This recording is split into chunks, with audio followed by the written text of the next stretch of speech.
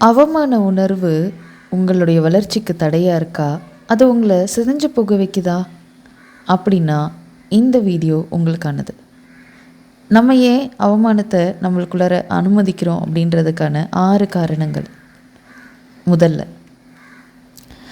நம்ம சொசைட்டி ஒரு சில ஸ்டாண்டர்ட்ஸை நம்மளுக்கு விதிச்சிருக்கு. நீ எப்போயுமே தப்பே பண்ணக்கூடாது, பண்ணுறதுனா எல்லாத்தையும் சரியாக தான் பண்ணணும். இப்படி நம்ம பேரண்ட்ஸோ நம்ம டீச்சர்ஸோ சொல்கிறத அடிக்கடி நம்ம கேட்டிருப்போம்.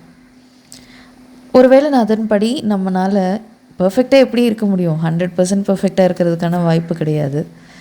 தப்பே செய்யாமல் இருக்கிறதுக்கான வாய்ப்பும் கிடையாது.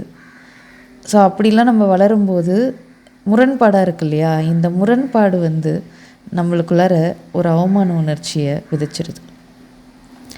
2வது, நம்மளை மற்றவங்க ஒதுக்கி தள்ளிடுவாங்க அப்படின்ற பயம். மற்றவங்க நம்மளை தப்பாக நினச்சாலோ இல்லாட்டி நம்மளை கண்டுக்காமல் இல்லை நம்மளை உதாசீனப்படுத்திட்டாலோ என்ன பண்ணுறது அப்படின்ற ஒரு விஷயம் இந்த அவமானத்தை மறுபடியும் வளர செய்யுது. 3வது, தன்னம்பிக்கை குறைவாக இருக்கும்போது அவமானத்திற்கான கதவுகள் திறக்கப்படுது.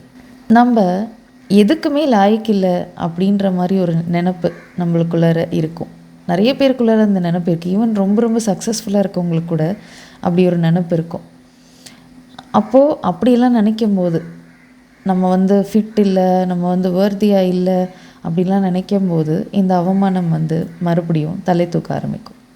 4வது, கலாச்சார மற்றும் குடும்ப எதிர்பார்ப்புகள் ஒருத்தவங்க மேலே அளவுக்கு அதிகமாக இருக்கும்போது, அந்த இலக்குகளை அவங்களால தொட முடியாத போகும்போது அவமானம் மேலும் அவங்கள நெருக்கி தள்ளுறதுக்கான வாய்ப்பு அதிகம்.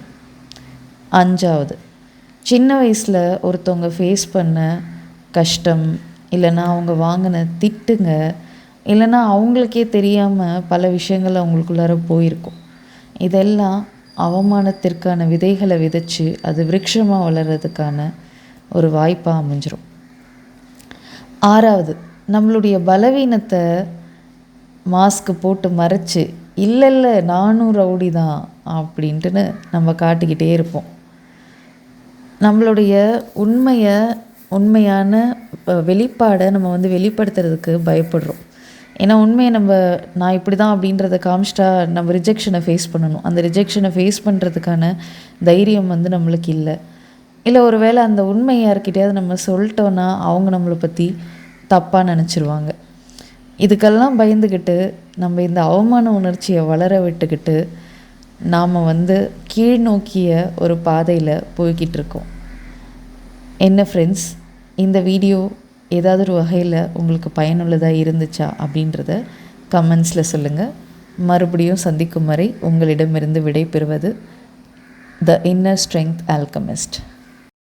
அவமான உணர்வு உங்களுடைய வளர்ச்சிக்கு தடையாக இருக்கா?